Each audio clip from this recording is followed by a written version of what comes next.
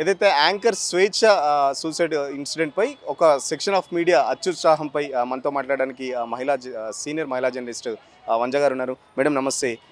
ఎట్లా చూస్తున్నారు స్వేచ్ఛ సూసైడ్కి సంబంధించి ఒక వర్గం మీడియా చేసిన అత్యుత్సాహం?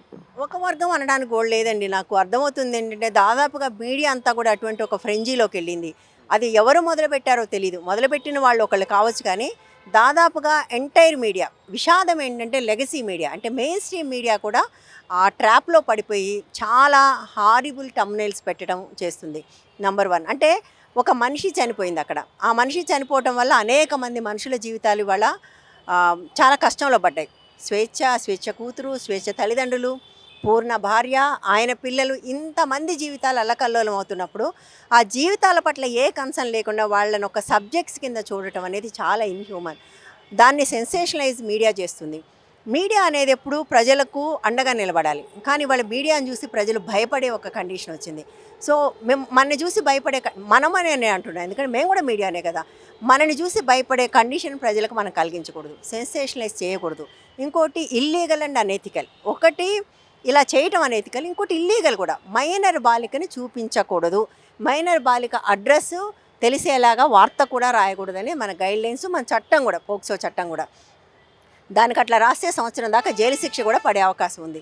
ఆ చట్టాన్ని కూడా పక్కన పెట్టి పాపని చూపిస్తున్నారు. అది తప్పు. పాపని చూపించకూడదు, సెన్సేషనలైజ్ చేయొద్దు. ఇంకోటి పొలిటిసైజ్ చేయొద్దు. పొలిటికల్ పార్టీలు 2 కూడా ఇందులో దిగాయి. ఇది మీరంటే మీరు అని దీన్ని అడ్డం పెట్టుకొని పొలిటికల్గా ఒకళ్ళ మీద ఒకళ్ళు కక్ష తీర్చుకునే ప్రయత్నం చేస్తున్నారు. దయచేసి చేయొద్దు. మూడోది ఇన్వెస్టిగేషన్. పోలీసులు ఇన్వెస్టిగేషన్ చేయాలి, కానీ వాళ్ళే లీకులు ఇస్తున్నారు, వాళ్ళే ప్రెస్ కాన్ఫరెన్స్లు పెడుతున్నారు, వాళ్ళే మాట్లాడుతున్నారు. అది తప్పు, అది చేయకూడదు. మీరు ప్రాపర్గా ఇన్వెస్టిగేషన్ చేయండి, చేసి మా స్వేచ్ఛకు న్యాయం చేయండి. అదే మేము కోరుకునేది. గవర్నమెంట్ స్వేచ్ఛకు న్యాయం చేయాలి, మీడియా స్వేచ్ఛ, ప్రైవసీని గౌరవించాలి. ఇది మా ప్రధానమైన డిమాండ్. అంటే చాలా సందర్భాల్లో మీడియా అత్యుత్సాహం ఎట్లా ఉంటుందంటే కోర్టులు కానీ పోలీసులు డిసైడ్ చేయకముందుకే మనమే జడ్జిమెంట్ ఇచ్చేసే పరిస్థితి కనబడుతుంది. దానికి సంబంధించి ఏం చెప్తారు మరి? మీడియా ట్రయల్ అంటారు. మీడియా ట్రయలే పెద్ద సమస్య. అంటే ట్రయల్ కోర్టులో జరగాలి, సగం మీడియాలో జరుగుతుంది, సగం పోలీస్ స్టేషన్లో జరుగుతుంది. అక్కడ కూడా ఏం తక్కువ జరగట్లేదు. వాళ్ళే కూర్చొని మాట్లాడేస్తుంటారు, వీడిది వాడిదని. అంటే నేరస్తులు అంటారు, నిందితులు వేరు, నేరస్తులు వేరు. నేరం రుజువయ్యాకే ఎవరైనా నేరస్తులు అవుతారు. అంటే అన్ని వైపుల నుంచి ఇది జరుగుతూ ఉంది. ఒక సెన్సిటివిటీ మనం కోల్పోయాం సమాజంలో. ఆ కోల్పోవడానికి ప్రధానమైన కారణం మీడియా అని నేను అనుకుంటున్నాను. మీడియా నుంచి ఇటువంటి అంటే తను మా ఫ్రెండ్ కృష్ణజ్యోతి మాట్లాడుతూ ఒక మాట అన్నది, భాష. ఏం భాష వాడుతున్నాం మనం వాడే భాషను బట్టి ఇప్పుడే చెప్పాను కదా, నిందితులు అనాల్సిన చోట నేరస్తులు అనటము.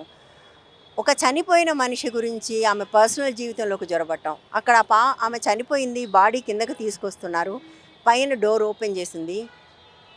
నేను చెప్పేది చాలా పెద్ద పెద్ద పత్రికలు, ఇంగ్లీష్ పత్రికల రిపోర్టర్లు కూడా లోపలికి వెళ్ళి బెడ్రూమ్లోకి వెళ్ళి చూస్తున్నారు. అది తప్పనే ఒక ఇంగిత జ్ఞానం ఉండాలి కదా. తప్పు కదా అది. అట్లా చేయొచ్చా? అట్లా చేస్తున్నారు, అది తప్పు. జర్నలిజంలో ఇటువంటి వాల్యూస్ లేకపోవటం అనేది రేపు మొత్తం సమాజం మీదనే చాలా పెద్ద ప్రభావం చూపిస్తుంది. దీన్ని ఆపాలి. ఇనఫ్, ఇప్పటివరకు చేసింది చాలు, ఇంకా నుంచైనా ఇది చేయొద్దు. అది మా డిమాండ్. తప్పు జర్నలిస్ట్లో ఉందా కవర్ చేసే, అంటే ఇన్సిడెంట్ కవర్ చేసే జర్నలిస్ట్లో ఉందా, లేకపోతే మేనేజ్మెంట్ సైడ్ నుంచి వాళ్ళకి అలాంటి ఒత్తిళ్ళు ఏమన్నా వస్తున్నాయా? చెప్పండి దానికి సంబంధించి. 2 వైపులా ఉంది. నేను కేవలం మేనేజ్మెంట్స్ డెఫినెట్గా నెంబర్ 1 కల్ప్రిట్ అండి. ఎందుకంటే end of the day answerable is management, అందులో డౌటే లేదు. మేనేజ్మెంట్ డెఫినెట్గా పుష్ చేస్తుంది. చేసినప్పుడు ఒక జర్నలిస్ట్గా నీ ఎథిక్స్ ఏమైనాయి, ఇది చెయ్యకూడదు అనేది మనకు జ్ఞానం ఉంటే, సార్ ఇది చేయకూడదు, వాళ్ళు చేశారు కదంటే మీరు చెప్పండి సార్, మీరు అది చేయడం తప్పు అయితే మనం కూడా తప్పు చేద్దామా? వాళ్ళు తప్పు చేశారని వీళ్ళు తప్పు ఎందుకు? ఇవన్నీ 1,00,000 వ్యూస్ కోసం, ఒక 1,000 రూపాయల కోసం, ఒక 5,000 రూపాయల కోసం. అవతల ఉంది జీవితం కదా. ఏంటి మీకు ఏమొచ్చింది దీంతో? దీన్ని సెన్సిటివ్గా కూడా రిపోర్ట్ చేయొచ్చు. నిజానికి ఇది ఒక ఆపర్చునిటీ. మాకు జర్నలిస్టులకు అయితే ఇది ఒక ఆపర్చునిటీ. అంటే స్వేచ్ఛ జీవితం ఇట్లా అయింది అంటే మనం ఎట్లా ఉండాలి, మనం ఎట్లా జాగ్రత్తలు తీసుకోవాలి, మనకి ఏదైనా డిప్రెషన్ వస్తే మనం దీన్ని ఎట్లా అధిగమించాలి, దీని నుంచి మనం ఏం నేర్చుకోవాలని మేము అనుకుంటున్నాం. మీడియా పనిచేయాలి. ఈ మరణం నుంచి సమాజం నేర్చుకోవాల్సిన పాఠం ఏంటి, ఇటువంటి సమస్యలు ఉన్నవాళ్ళు దీని నుంచి ఎట్లా బయటపడాలి, ఈ విషయాలు కదా మాట్లాడాలి. ఇవి మాట్లాడటం అసలు ఒక్క మీడియానే మాట్లాడిందా? ఒక్కడంటే ఒక్కళ్ళు కూడా మాట్లాడలే. అందరూ కూడా ఆమె పర్సనల్ జీవితం ఏంటి, ఆమెకి ఎప్పుడు పెళ్ళయింది, ఇదే మాట్లాడు. పెళ్ళయిందా కాలేదా, అతనికి పెళ్ళయిందా, అతని పిల్లలు, ఇవే మాట్లాడుతున్నారు కదా. అది తప్పు కదా. చనిపోవడం ఒక ఎత్తు అయితే తర్వాత క్యారెక్టర్ అసాసినేషన్ కూడా దానికి సంబంధించి ఏం చెప్తారు? అదే చెప్తున్నాను కదా, కంప్లీట్గా క్యారెక్టర్ అసాసినేషన్ చేశారు. నిజానికి స్వేచ్ఛ బహుశా బతుకుంటే చచ్చిపోదు. ఇది ఇట్లా జరుగుతుంది అని తెలిస్తే స్వేచ్ఛ బహుశా సూసైడ్ చేసుకునేది కాదని నేను అనిపిస్తున్నాను. ఎందుకంటే స్వేచ్ఛ అనే ఒక మంచి జర్నలిస్టు, సెలబ్రిటీ జర్నలిస్టు ఇవాళ స్వేచ్ఛని నేను ఆ మాట కూడా వాళ్ళను స్వేచ్ఛను ఒక దారుణమైన మనిషి కింద చిత్రీకరించారు. స్వేచ్ఛను మేము అట్లా గుర్తుపెట్టుకోవాలనుకోవట్లేదు. స్వేచ్ఛ ఒక మంచి జర్నలిస్ట్, ఒక మంచి యాంకర్, తెలంగాణ కోసం ఉద్యమించిన జర్నలిస్టు, తనకి ఒక రెస్పెక్ట్ ఉంది. అవంతా అంటే ఆ మొత్తాన్ని మీడియా తీసేసింది. మనం అనుకుంటాం మనకు జరిగితే మనం జీవితం అంతా ఒకటి నిర్మించుకుంటాం కదా, మన అట్లా గుర్తుపెట్టుకోవాలనుకుంటారు ఎవరైనా. కానీ మనం చచ్చిపోయాక ఎవడో వచ్చి మన బట్టలన్నీ ఊడదీస్తే మనకు నచ్చుతుందా? ఆ పని మీడియా చేస్తే అది ఖచ్చితంగా తప్పు. Ethically wrong, legally wrong. అయితే గతంలో మీరు కెరీర్ స్టార్ట్ చేసినప్పుడు ఎట్లా ఉండేది? ఇప్పుడు జర్నలిస్టులకు సంబంధించి ఏం చెప్తారు? కొత్తగా వచ్చే జర్నలిస్టులకు కానీ ఇప్పుడు ఇలాంటి తమ్నైల్ పెట్టే వాళ్ళకి సంబంధించి ఏం చెప్తారు? అంటే ఒక్కటండి, 24 అవర్ న్యూస్ టీవీ రాగానే జర్నలిజం చచ్చిపోయింది. ఫ్రాంక్లీ చెప్తున్నాను. అప్పటిదాకా ఒక వార్త వచ్చింది అంటే దాన్ని చదివి ఏం రాయాలి, ఏం రాయకూడదు చాలా క్లియర్గా ఉండేది. మనం కొన్ని విషయాలు రాస్తే పీపుల్ హర్ట్ అవుతారు, ఇది సమాజం మీద చెడు ప్రభావం చూపిస్తుందంటే రాసేవాళ్ళం కాదు. అట్లా రాయకూడదు అనేది మేము జర్నలిజం స్కూల్స్లో నేర్చుకున్నాం. మా ఆఫీసుల్లో కూడా అది ఉండేది, ఆ గైడ్లైన్స్ ఉండేవి. ఎవరైనా రాస్తే కూడా పైన డెస్క్ వాళ్ళు ఎవరో దాన్ని చూసి కరెక్ట్ చేసేవాళ్ళు. ఇప్పుడు అసలు అలాంటి కరెక్షన్ లేదు. No filters, no editing. ఏది అంటే అది మాట్లాడటం, ఏదంటే అది చెప్పేయటం, అది వెళ్తుంది. లైవ్ ఛానల్స్ వచ్చిన తర్వాత లైవ్ ఛానల్ రాకపోయినా కూడా ఎక్కడ ఎడిటింగ్ జరుగుతుందండి? ఎవరికి నోటికి ఏమొస్తే అది మాట్లాడేస్తున్నాయి. ఎడిటింగే లేదు అసలు. అంటే ఒక జర్నలిజం అనేది ఒక ప్రొఫెషన్, లాగా అన్నిట్లాగా డాక్టర్ లాగా ఈ పనిని ఇట్లా చెయ్యాలి అని కొన్ని పద్ధతులు ఉంటాయి. ఆ పద్ధతిని పాటించట్లేదు. మోస్ట్ ఆఫ్ దీస్ ఛానల్స్లో అసలు జర్నలిజం లేదు. అదే పెద్ద సమస్య. మనతో పాటు ఇంకొక మహిళా జర్నలిస్ట్ ఉన్నారు. చెప్పండి మేడం, నిన్నటి నుంచి జరుగుతున్న ఎపిసోడ్స్ సంబంధించి ఏం చెప్తారు? నాకు అబ్జెక్షన్ ఎక్కడ ఉందంటే మేజర్ భాష అండి. నేను ఉందా ప్రెస్ మీట్లో చెప్పినట్టు భాషలో ఉంది. మీడియా పీపుల్స్ వాయిస్ అంటాం కదా, సో వాళ్ళ మన వాల్యూస్ని బట్టి మనని అసెస్ చేస్తారు పీపుల్ ఎప్పుడైనా కానీ అలాగే మన భాష ఎలా ఉంది, దాన్ని మనం ఎలా వాడుతున్నాము, మన కాపీస్లో కానివ్వండి, వీడియోస్లో కానివ్వండి, ఇంకెక్కడైనా కానీ ఎలా రిప్రజెంట్ చేస్తున్నాం అనే దాన్ని బట్టి మనల్ని అసెస్ చేస్తారు. ఇప్పుడు మన భాష ఎలా ఉందంటే అనకూడదు కానీ చాలా దిగజారిపోయినట్టుగా ఉంది. అలాగే రాస్తున్నాము, అలాగే మాట్లాడుతున్నాము, అలాగే రిఫ్లెక్ట్ చేస్తున్నాము. సో ఈ పర్టికులర్లీ ఇలాంటి కేసెస్లో సూసైడ్ కేసెస్ కానివ్వండి, ఏదైనా క్రైమ్ జరిగినప్పుడు పర్టికులర్లీ సూసైడ్లో ఇది ఒక మెంటల్ హెల్త్ ఇష్యూగా చూస్తారు. ఇందని చెప్పినట్టు ఒక వ్యక్తి అది మెంటల్ హెల్త్ ఇష్యూ, కానీ ఒక రిపోర్టర్ కానీ ఒక మీడియా కానీ దాన్ని రాస్తున్నప్పుడు అది పబ్లిక్ హెల్త్ ఇష్యూ అవుతుంది. అంటే మనం దాని ఎంపతితో సైకాలజీ అండర్స్టాండ్ చేసుకొని అర్థం చేసుకొని దాన్ని మనం రాయాలి, చూపించాలి. కానీ అసలు మనం దాని గురించి ఆలోచించట్లేదు. అది కాకుండా వంజ గారు చెప్పినప్పుడు మనకు గైడ్లైన్స్ ఉన్నాయి, press council of India guidelines ఉన్నాయి. దాని గురించి ఎవరికీ తెలియదు. పర్టికులర్లీ ఇప్పుడు వస్తున్న యంగ్ జనరేషన్కి అసలు ఐడియా లేదు. మన జర్నలిజం స్కూల్స్లో నేర్పిస్తున్నారో లేదో తెలీదు. సో దీనివల్ల ఒకటి ఎథికల్ కాంప్లికేషన్స్ వస్తున్నాయి, తర్వాత లీగల్ కాంప్లికేషన్స్ వస్తున్నాయి. ఫర్ సపోజ్ ఇప్పుడే ఇందులోనే కేసు పెడితే editor, management, reporter, electronic media అయితే వీడియో ఎడిటర్స్, ఇలా మొత్తం కాపీ మీద పర్చేసే వాళ్ళందరూ ఖచ్చితంగా కోర్టుని ఫేస్ చేయాల్సి వస్తుంది. సో ఈ లీగల్ అవేర్నెస్ కానివ్వండి, ఏదైనా కానీ బేసిక్ అవేర్నెస్ కానీ ఎవ్వరికీ లేదు. మన ఎన్జిఓస్ కొన్ని లైక్ భూమిక సెన్సిటైజేషన్ వర్క్షాప్స్ పెడుతున్నాయి మీడియాకి, కానీ టర్న్అవుట్ జీరో.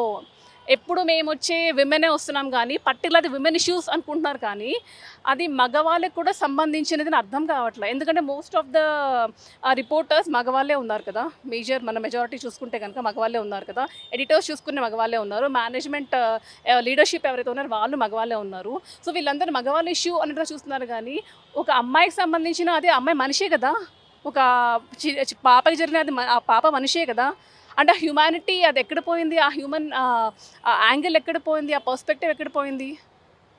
సో ఇక్కడ నాకు ప్రాబ్లం వస్తుంది. అందుకే మేము ఈ ఇష్యూ రేస్ చేసాము. ఇప్పటికైనా ఇది పబ్లిక్గా రేస్ చేయకపోతే తర్వాత ఇంకా చాలా దారుణంగా ఉంటాయి పరిస్థితులు అన్న ఉద్దేశంతో ఇప్పుడు మేము బయటకు వచ్చి ఇలాగ ప్రెస్ మీట్ పెట్టాము.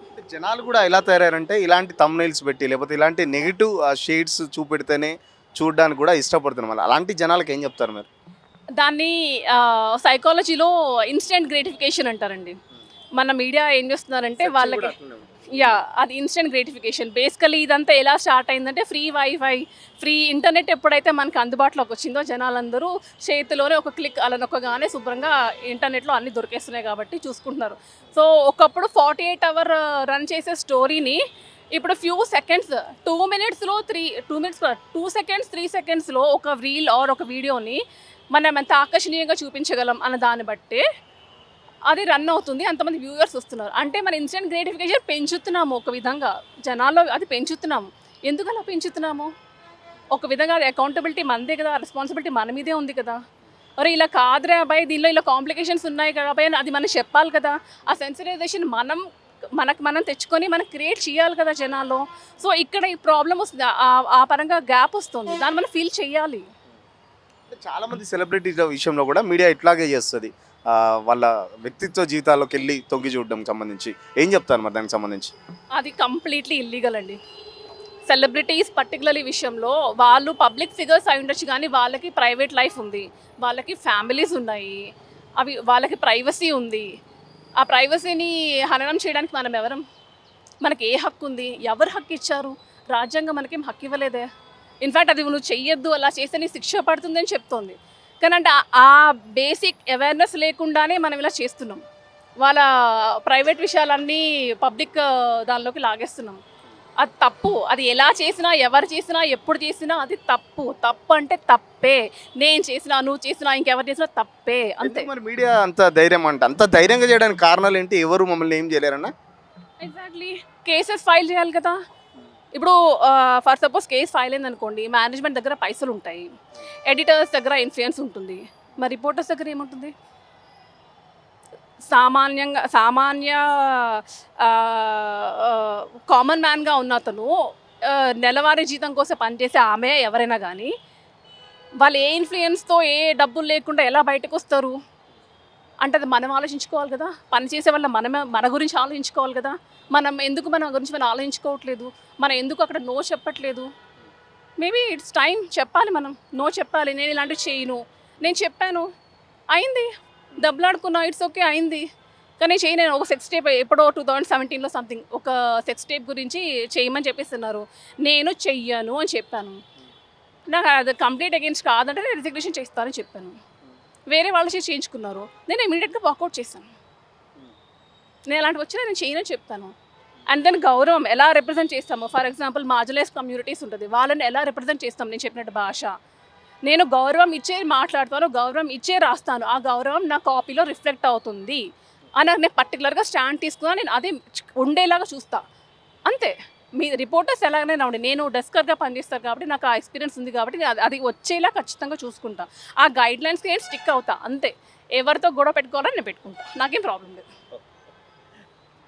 ఖచ్చితంగా ఇప్పుడు వచ్చే జర్నలిస్టులకు సంబంధించి చాలా వరకు సమస్యలు ఉన్నాయి. ఏదైతే మీడియా మేనేజ్మెంట్ కానీ ప్రెస్ అకాడమీ కానీ ఇలాంటి కొన్ని ఎన్జిఓస్ జర్నలిస్టులను ఎంతవరకు గైడ్ చేసినా జర్నలిస్టులు మాత్రం వినే పరిస్థితులు లేరు. మేము ఎవరి వ్యక్తిగత జీవితాల్లోకైనా ఖచ్చితంగా లోపలికి వెళ్ళి తవ్వి చూస్తామనే మాదిరిగానే జర్నలిస్టులు రోజు తయారవుతున్నారు. దానికి సంబంధించి కూడా సమాజాన్ని చెడగొట్టేది కూడా మనమే అని చెప్పేసి మహిళా జర్నలిస్టులు అయితే ఫైర్ అవుతున్న పరిస్థితి. ఖచ్చితంగా ఇలాంటి సంఘటనలు జరగకుండా అవ్వాలంటే ఒకరిద్దరి జర్నలిస్టులపై కేసులు పెడితే కానీ జర్నలిస్టులు అందరూ మారనని చెప్పేసి వాళ్ళు చెప్తున్న పరిస్థితి. ఇప్పుడు జర్నలిస్ట్ కళ్యాణ్తో సురేష్ పల్లవి టీవీ, హైదరాబాద్.